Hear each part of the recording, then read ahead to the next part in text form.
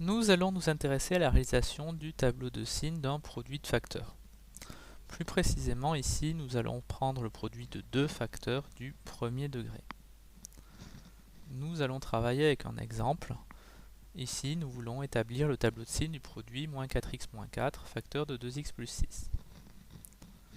La première étape consiste à déterminer quelles sont les valeurs qui annulent ce produit.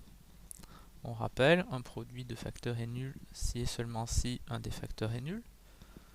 Donc ici, il va falloir que un des facteurs considérés, donc soit le facteur moins 4x moins 4, soit le facteur 2x plus 6, soit nul.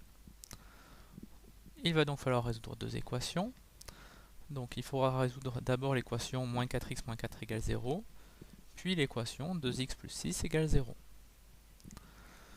Commençons par résoudre l'équation moins 4x moins 4 égale 0. La première étape consiste à faire passer moins 4 dans le membre de droite. On obtient donc moins 4x égale 4. Puis on divise par moins 4. On obtient x égale 4 sur moins 4, ce qui nous donne x égale moins 1. Passons maintenant à la deuxième équation. 2x plus 6 égale 0. Première étape, on fait passer le plus 6 dans le membre de droite. On obtient donc 2x égale moins 6. Puis on doit diviser par 2. On obtient x égale moins 6 sur 2, ce qui nous donne x égale moins 3. La première étape est terminée. Nous pouvons passer à la suivante. Donc, dans la deuxième étape, nous allons établir le tableau de signes de l'expression. Pour cela, on établit le tableau de signes de chacun des facteurs séparément. Donc ici, on va établir d'abord le tableau de signes du facteur moins 4x moins 4, puis le tableau de signes du facteur 2x plus 6. Enfin, on obtiendra le tableau de signes de l'expression en multipliant le résultat des tableaux de signes obtenus. Voyons sur l'exemple ce que cela donne.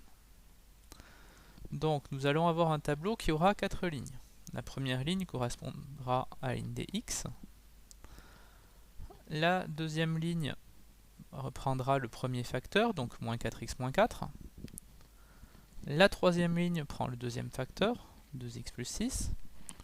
Et enfin, la dernière ligne sera la ligne du produit, donc moins 4x moins 4, facteur de 2x plus 6. Commençons par remplir la ligne des x.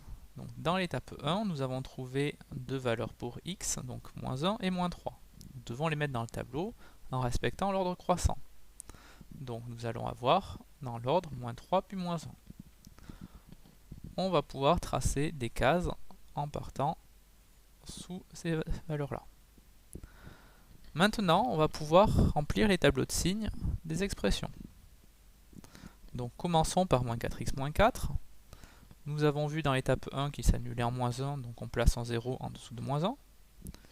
Puis, le coefficient directeur étant moins 4, on va placer un moins à droite du 0. On place le signe opposé à gauche, donc on place plus à gauche.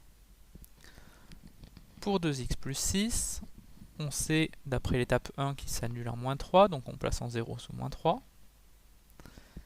Et ensuite, on va placer le signe du coefficient directeur 2 à droite du 0. Donc ici, on place plus.